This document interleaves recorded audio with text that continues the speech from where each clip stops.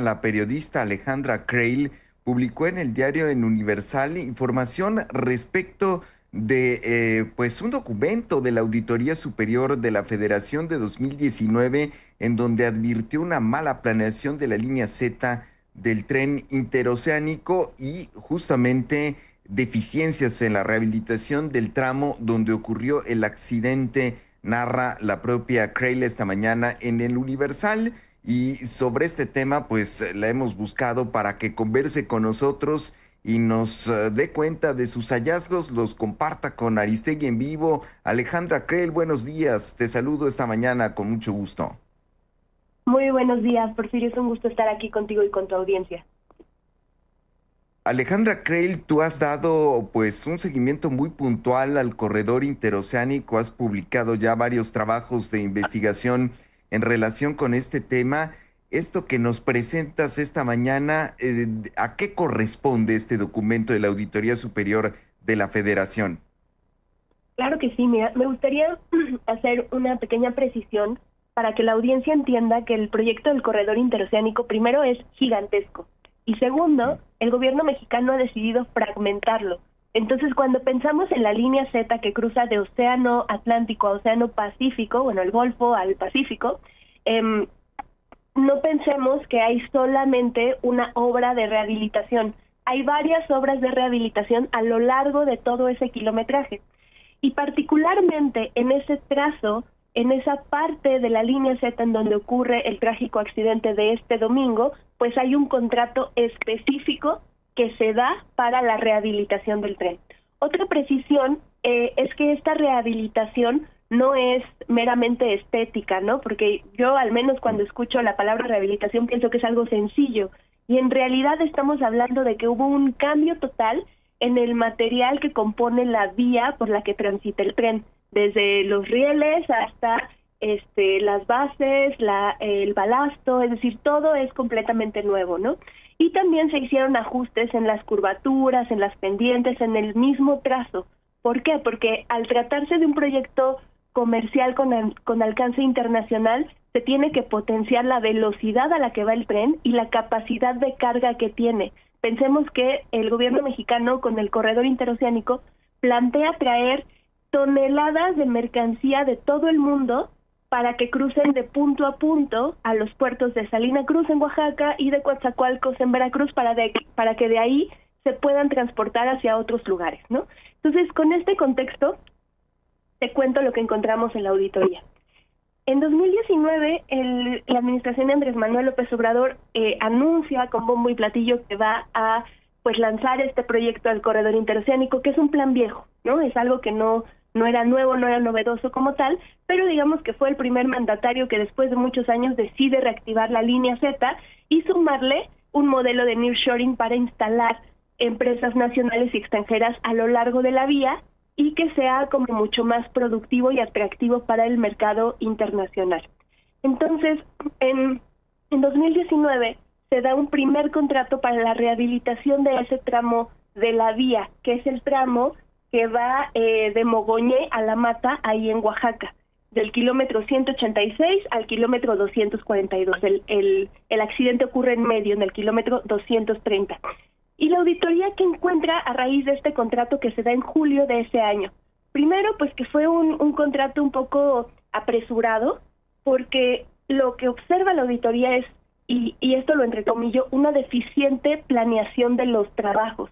Es decir, el contratista a cargo no tenía ni la suficiente información ni los suficientes recursos para ejecutar un proyecto que tenía complicaciones técnicas, y cito el documento, porque tenía pendientes y curvaturas muy elevadas, porque está en una zona montañosa y porque la alineación de la vía se ve afectada por las ondulaciones del terreno y los obstáculos naturales que se presentan en su trazo, Porfirio.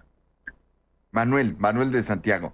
Y Ay, Alejandra discúlpame. Creil, ¿sabes en qué derivó, digamos, este documento de la Auditoría Superior de la Federación? Si fueron subsanadas estas observaciones.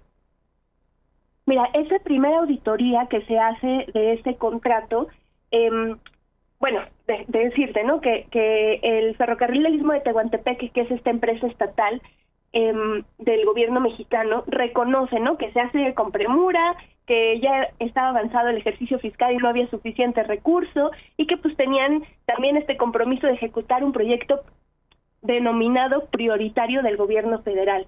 Y es la primera auditoría que les arroja pues una sanción, porque la auditoría pide tal cual que se sancione a las irregularidades de servidores públicos que, aunque observaron una deficiente planeación en los trabajos, pues decidieron continuarlos.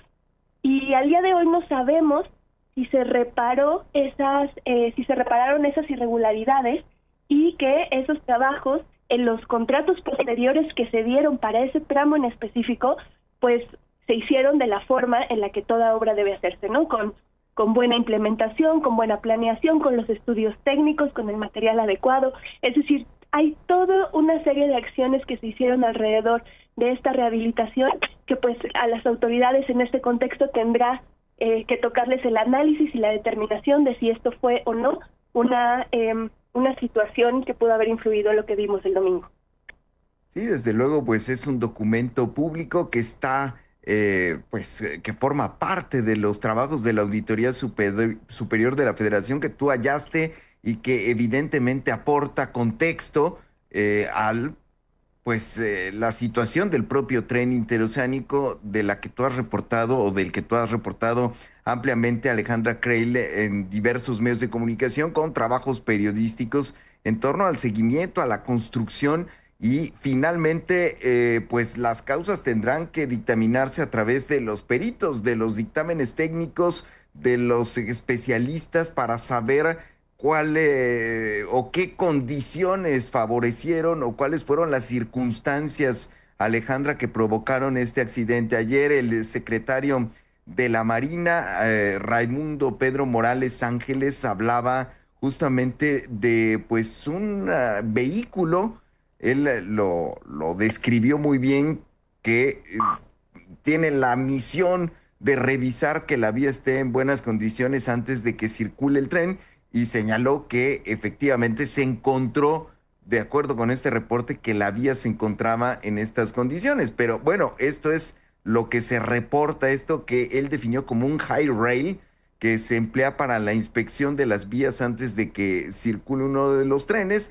Decía Raimundo Morales que recorre la ruta planificada 1 hora y media antes que el tren, que el explorador informó que las vías se encontraban en buenas condiciones para la circulación del tren. Y bueno, luego tenemos este otro antecedente que tú aportas esta mañana, Alejandra, y habrá que ver cómo se atendieron estas observaciones de la Auditoría Superior de la Federación, pero por lo pronto consignar que existieron, Alejandra.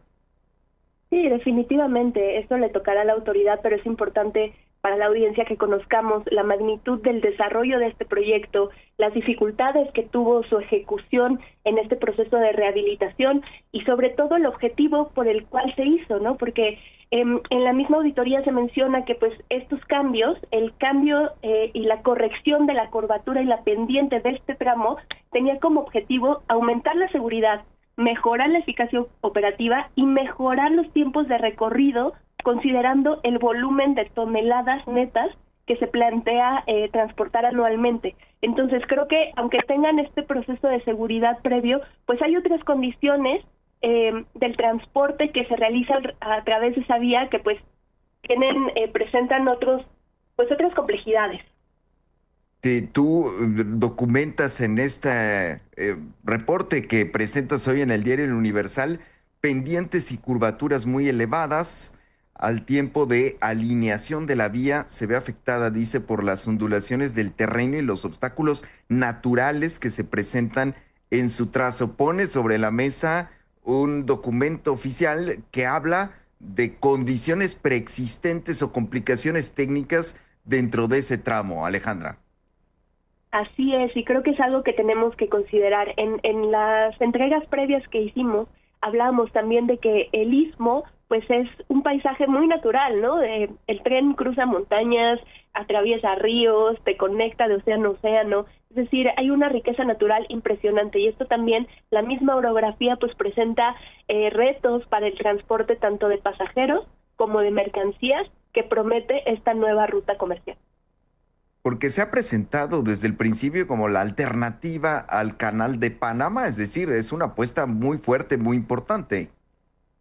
Sí, definitivamente. El Canal de Panamá pues tiene sus propios retos actualmente y pues México en esta parte del istmo, que es lo que podemos ver en un mapa como la cinturita de nuestro país, pues permite en una relativamente corta distancia conectar los dos océanos por medio de esta línea Z, ¿no? Hemos visto obras de gran magnitud alrededor del corredor interoceánico, no solamente esta rehabilitación, se establecen al menos de origen, fueron 10 polos de desarrollo, que no son más que parques industriales a lo largo del trazo, para llamar a empresas nacionales y extranjeras a producir mercancías en nuestro territorio para después transportarlas al resto del mundo. Ha habido una rehabilitación de los puertos de Coatzacoalcos en Veracruz y de Salina Cruz en Oaxaca, para ampliar la capacidad y permitir que lleguen buques de gran calado a estos puertos. Es decir, hay muchos planes y muchos trabajos que se han realizado y que se van a seguir realizando para potenciar